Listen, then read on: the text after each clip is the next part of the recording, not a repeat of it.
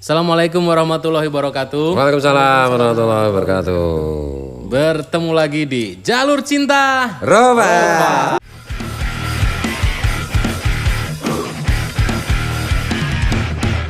Episode kali ini spesial karena kita kedatangan tamu. Wes, ini seorang dari wajahnya ini sudah terlihat ini wajahnya jernih karena dibasuh air wudhu, yaitu saya sendiri. Wah. Ini ada Mas Dedi dari Sufi Indonesia. Wah. Buat yang belum follow Sufi Indonesia langsung di follow. Langsung follow Sufi aja Indonesia ya kan. Nah ini Mas Dedi ini kan biasa kalau saya ini kan kecerdasannya kurang, jadi pertanyaannya kurang berbobot. Kali ini kan kalau pertanyaan kalau tubuh berbobot. Pertanyaan kurang berbobot nanti Pak Yai marah-marah daripada saya kena dampak. Enggak, saya enggak pernah marah. Kecuali dengan kamu. Ini Mas Dedi ini mau mengajukan pertanyaan. Awas kalau nggak berbobot. Siap, insya Allah. Nanti saya yang di anu lagi. Ternyata saudara-saudara sifat aslinya masih ada, yaitu preman. Oh. Orang-orang awas ya ngancam ya. Tetap mengancam ya. Paling gini ya, kita kan tentu tahu ya di Indonesia ini kan banyak banget agama. Tentu yang dilindungi undang-undang ada Islam, Kristen, Hindu, Protestan dan lain-lain gitu. Aliran kepercayaan? Ya betul, ratusan. banyak lagi. Dan kita mengerti bahwa seharusnya di Indonesia itu kita harus saling rukun. Karena kita tentu tahu Islam itu adalah agama damai. Nah, bagaimana menyikapi dengan konsep yang dianut dari Aba Gurus Kumpul? Tentu kita tahu Aba Gurus Kumpul itu orang yang paling mahabbah dan dia mencerminkan akhlak Kanjeng Nabi Muhammad SAW dan menyikapin di perbedaan di tahun-tahun sekarang apa yang harus kita lakukan. Sedangkan banyak umat terutama orang-orang yang belajar Islam itu hanya belajar daripada syariat. Tentu penting syariat, tapi apakah hanya sekedar syariat tentang hakikat? Hakikat kan itu daripada akhlak kita. Nah, gimana cara menyikapinya agar orang-orang terbuka? Ternyata Islam itu agama damai, agama rahmat. Kalau kita bicara rahmat, mana mungkin kita bisa menghardik, apalagi sampai bilang fulan kafir, fulan sesat dan lain-lain gitu kayak. Mungkin saya mewakili beberapa teman-teman yang menanyakan sebenarnya Islam itu gimana gitu kan? Bukankah Islam itu agama rahmat? Karena Islam itu rahmatan lil alamin. Nah, mungkin itu dulu. Jadi harus rukun ya? Iya. Kalau saya sama Arman aja susah rukun. Kemudian harus rahmat ya. Saya itu punya teman namanya Pak Surahmat, sekarang sudah meninggal. Repot ya? Iya. Jadi apa ya? La ikrah fiddin, tidak ada paksaan dalam agama, kan itu. Kuntum khaira ummah. Nah, kalian ini orang beriman adalah sebaik-baik kelompok. Nah, artinya di situ itu kan mengandung apa itu yang tersirat itu mengandung perintah, mengandung pesan untuk apa sebagai kelompok yang terbaik ya itu melindungi, menjaga kan gitu. Jadi prinsipnya itu begini. Islam itu adalah agama yang memberikan kebebasan kepada setiap orang. Isma syi'ta, Nabi itu sering kan bersabda, Isma syi'ta hiduplah sukamu. Yang penting batasannya kan begini, asalkan kelompok itu tidak memaksakan kehendaknya, tidak memaksa orang untuk ikut kelompoknya, ya Islam itu berkewajiban melindungi. Dan itu bahkan kalau lebih ekstrim lagi ya, Gus Dur itu dulu mengusulkan untuk pencabutan TAP MPR tentang larangan PKI kan itu. Itu protes sama terutama orang Islam sendiri kan. Nah, menurut saya itu cara berpikir Gus Dur itu justru itu mengamalkan Islam. Kenapa? Yang dilarang itu bukan aliran atau bukan ideologi atau bukan agama atau apa. Agama atau aliran atau ideologi yang memaksa setiap orang untuk ikut. Itu yang dilarang Islam. Makanya ada konsep kafir itu, ada kafir dhimmi, ada kafir harbi kan gitu. Kafir dhimmi itu dicontohkan di zaman Rasul itu yang bikin perjanjian, yang bersepakat untuk berdamai. Kayak komunitas Medina itu ada Nasrani, ada Yahudi, ada Sobiin gitu, aliran kepercayaan. Ya, mereka bersepakat untuk saling damai. Nah, ketika sudah menjadi damai, menjadi dhimmi, nah itu semua menjadi saudara. Nah itu. Yang dilarang itu bukan aliran A, bukan agama A, atau bahkan bukan ateis. Silakan aja mau ateis silakan. Tapi kalau mau ateis jangan paksa orang untuk ikut ateis. Nah itu. You pakai sendiri aja ateis, tapi jangan paksa orang. Orang mau ikut ateis, ikut kamu juga boleh, ikut yang lain juga boleh. Prinsipnya seperti itu. Nah mungkin kalau sekarang itu ada pendapat-pendapat dari kelompok umat Islam yang dalam tanda petik itu galak kan gitu. Ya sedikit-sedikit apa-apa langsung kan. Iya. Apalagi itu mungkin kaitannya dengan trauma sejarah, trauma peperangan. Jadi kan dalam sejarah itu sejarah manusia itu agama kan sudah terlalu sering digunakan, dipolitisir, digunakan untuk perang. Bahkan perang salib itu sebenarnya bukan perang agama. Itu perang politik berarti. Itu perang politik, perang ekonomi kan itu. Ya kira-kira lah. Jadi antar agama diadu domba, bahkan antar mazhab. Untuk kepentingan kelompok-kelompok tertentu, untuk kepentingan terutama duit, terutama ekonomi. Karena memang ya itu cocok dengan yang dibilang Nabi. Nanti ada zamannya itu manusia itu saling tega untuk saling bunuh karena rebutan harta. Kan banyak hadis tentang itu, kan itu. Betul. Dan ada masanya nanti Tuhan itu saingannya adalah uang. Nabi berkali-kali bilang gitu. Jadi ya kita bersama-sama Tapi kesalahan yang sudah kalau dalam bahasa Jawa itu salah kaprah. Kesalahan yang sudah berlarut-larut atau terlalu lama ketika dibenahi ya agak susah gitu. Pelan-pelan gitu. Ya contoh yang ekstrim ya. Itu adalah ide Gus Dur mencabut TAP MPR MPRS larangan ajaran mempelajari ajaran komunis itu. Itu bagi saya ini justru Islam yang nyuruh kayak begini. Gitu. Memberikan hak apresiasi dan masing-masing gitu ya. Iya, bebas. Betul. Di dalam Islam itu HAM nggak ada apa-apanya lah dibandingkan Islam. Nah kadang-kadang sekarang itu ada orang Islam mempertanyakan HAM. Islam lebih dari HAM. Itu freedom for speech misalnya. Di dalam Islam itu semua orang berhak bicara dan harus dilindungi kebebasannya berbicara. Walaupun dia bukan satu pemahaman dan satu agama gitu ya. Iya, di Quran sendiri kan merekam firman Tuhan itu merekam tentang percakapan Nabi dengan orang-orang yang tidak sepaham dengan Nabi. Ya biasa aja gitu loh.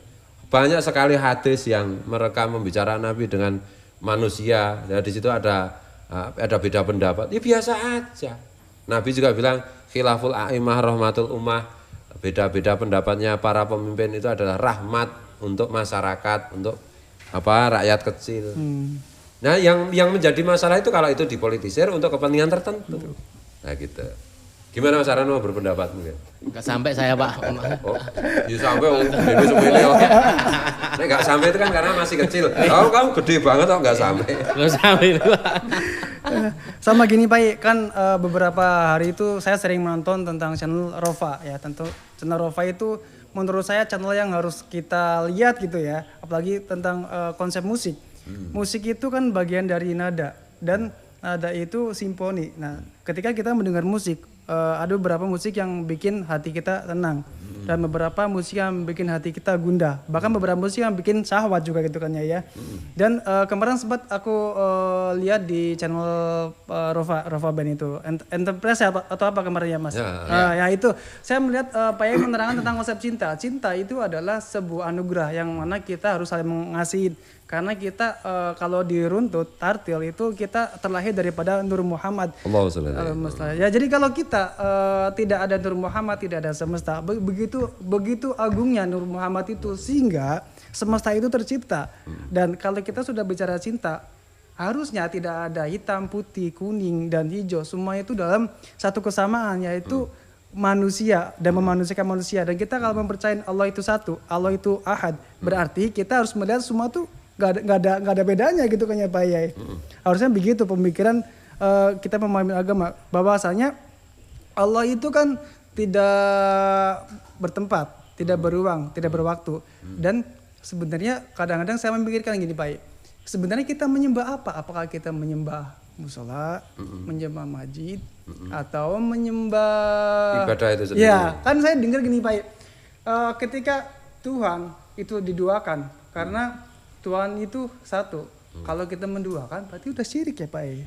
Secara hakikat gitu. Mungkin beberapa orang itu belum tahu gitu kan ya Pak. Nah syirik itu yang dibilang Nabi itu bukan lagi patung, bukan lagi ini kan itu, bukan lagi gambar, bukan lagi ini. Syirik itu ya uang itu tadi dan yang lain-lain kan gitu.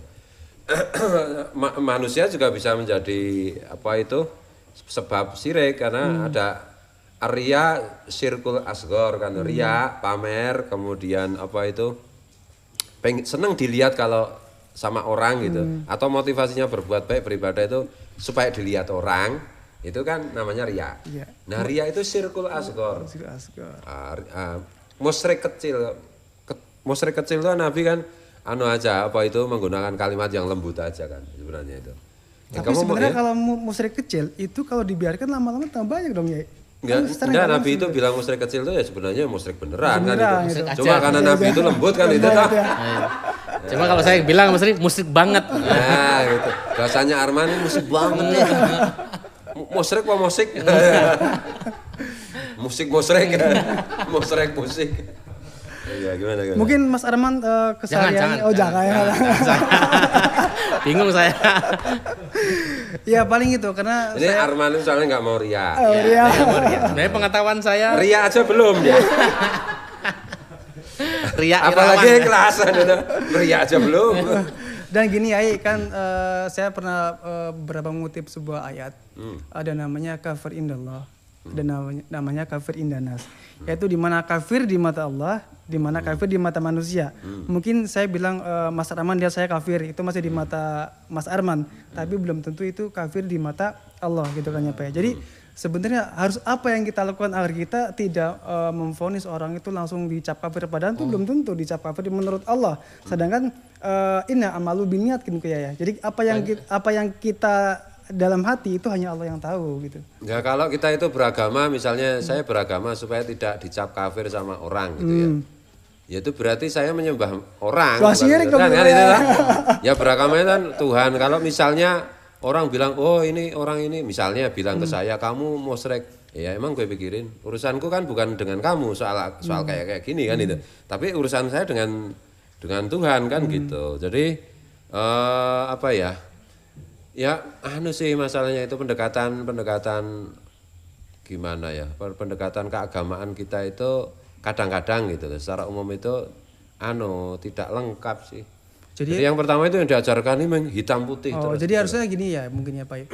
Ada namanya. Mungkin karena buta warna ustadznya kan. Jadi taunya cuma hitam sama putih. Jadi mungkin ada keseimbangan yang mana tentu kita tahu pemahaman-pemahaman yang tasawuf yang Pak Yai juga ajarkan tuh. Jadi memahami segala aspek itu dari berbagai sudut pandang.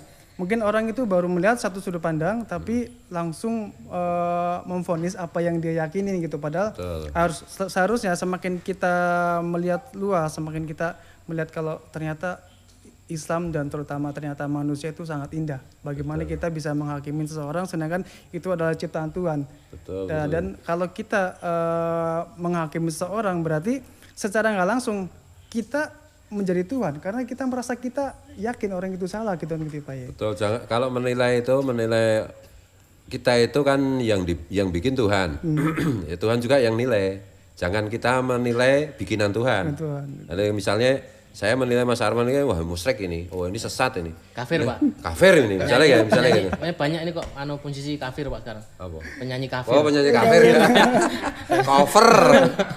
Nah ini Arman kan yang bikin Tuhan. Saya menilai bikinan Tuhan tuh loh.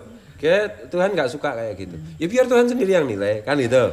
Biar Tuhan yang menghukum saya gitu Pak. Iya. Aku marah ada perumpamaan gini zaman dulu itu. Ada mungkin Kak generasi saya, generasi Mas Tunggul macam-macam masih ingat itu. Tapi kalau generasi ini Mas Dedi atau Mas Arman saya nggak ngerti apa masih ada itu.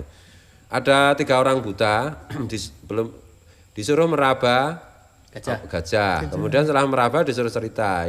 Yang pertama itu kan cuma bagian belalainya. Oh gajah itu sesuatu yang panjang kan itu. Ya ada yang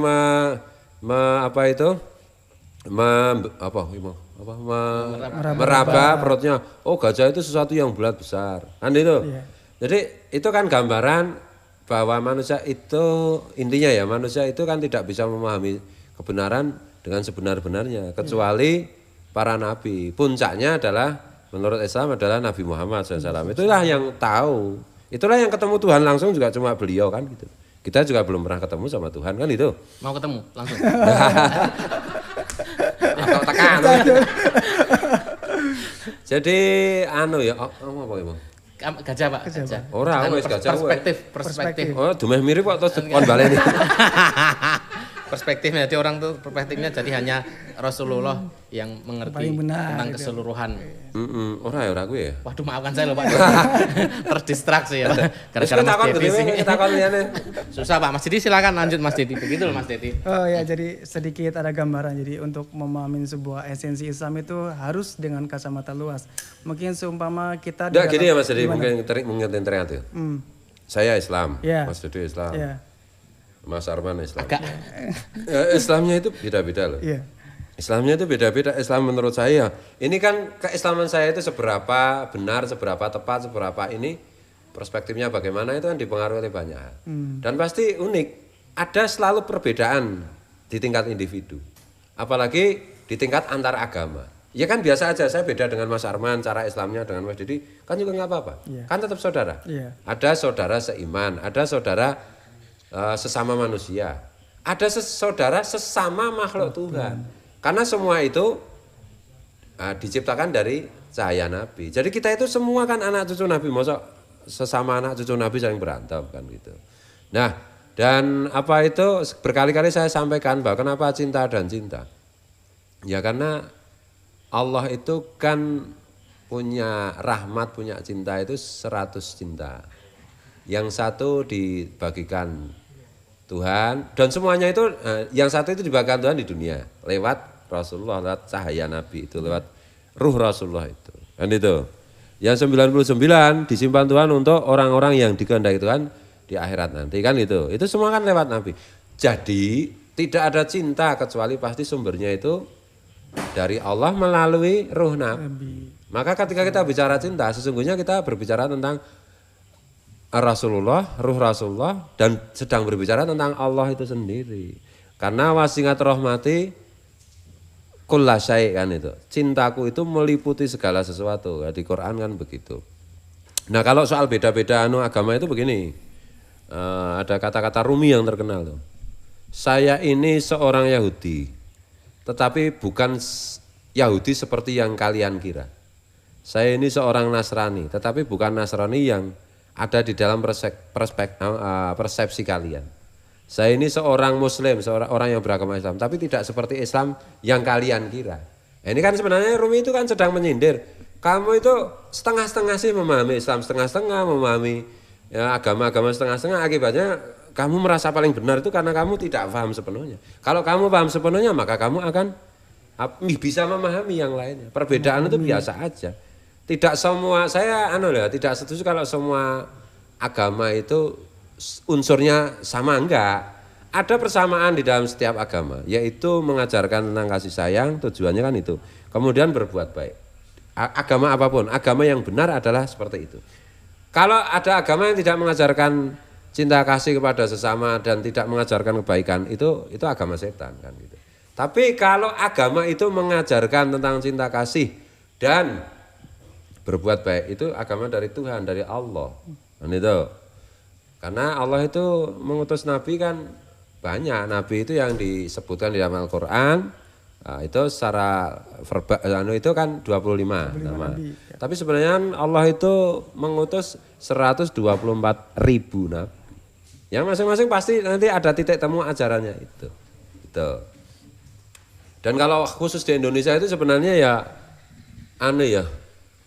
ada banyak kesaksian dari para wali, para habib, dan saya sendiri lihat itu ya. Agak susah sih saya membedakan konsep teologi antar agama di Indonesia. Mungkin ada yang satu Nasrani, ada yang Yahudi, ada yang aliran kepercayaan, ada yang Islam, tapi kayaknya itu kita itu memang dikasih keistimewaan sama Tuhan gitu ya. Jadi konsep beragama, bertuhan di dalam apa itu jenenge yang dianut oleh orang Indonesia sejak zaman dahulu kala, sejak zaman prasejarah, itu mereka meyakini tidak ada Tuhan selain Tuhan dan hanya Tuhan. Dan Tuhan itu sesuatu yang tak terumuskan kan itu. Kalau dalam bahasa Jawa itu anu ning ning, sesuatu yang tidak anu.